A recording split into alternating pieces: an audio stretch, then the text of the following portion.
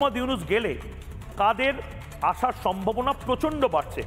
বিভিন্ন internal survey যেগুলো করা হচ্ছে, বাংলাদেশে করা হচ্ছে, আন্তর্জাতিক সংস্থা যারা করছে, যারা নিজেদের হিসেবটা করছে, তারা বলছে মোহাম্মদ ইউনূস গেলে সবচেয়ে বেশি আসার সম্ভাবনা জেনারেল ওয়াকারুজ্জামান সেনাপ্রধানের। এর পাশাপাশি অবিস্মরণীয়, অকল্পনীয়, আশ্চর্যজনকভাবে শেখ হাসিনার প্রত্যাবর্তনের সম্ভাবনাও উড়িয়ে দেওয়া যাচ্ছে না। তারেক রহমান বিএনপি এখনও সুবিধা করে উঠতে পারেননি, কিন্তু তারেক রহমান বিএনপিও আসতে পারেন বলে মনে করা হচ্ছে।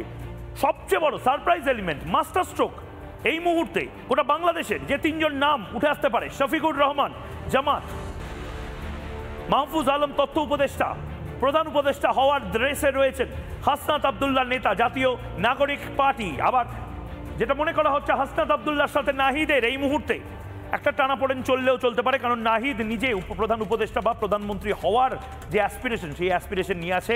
হাসনাত আবদুল্লাহকে মানুষ বেশি পছন্দ করে। হাসনাত আবদুল্লাহর এই মুহূর্তে মানুষ অনেক বেশি ভোটে হয়তো হাসনাত আবদুল্লাহকে বাংলাদেশের মানুষজন চায়।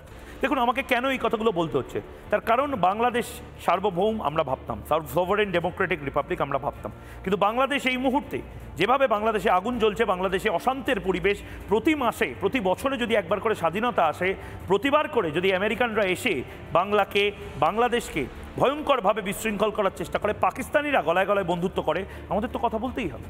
আমাদের পাশের বাড়িতে ভাই যদি চিৎকারের আওয়াজ পাওয়া যায় কোনো মহিলার, পাশের বাড়িতে যদি কোনো পুরুষ বলে বাঁচাও বাঁচাও, পাশের বাড়িতে যদি আগুন জ্বলে, পাশের বাড়িতে যদি চুরি রাহাজানি এই সমস্ত কিছু হয়, তাহলে তো বাংলাদেশের এই পরিস্থিতি দেখে চুপ করে থাকতে পারে না ভারত। ভারতের ছোট ভাই বাংলাদেশ, ভারতের বড় ভাই বাংলাদেশ, ভারতের এই মুহূর্তে বেস্ট ফ্রেন্ড হতে পারে বাংলাদেশ, কিন্তু বাংলাদেশের এই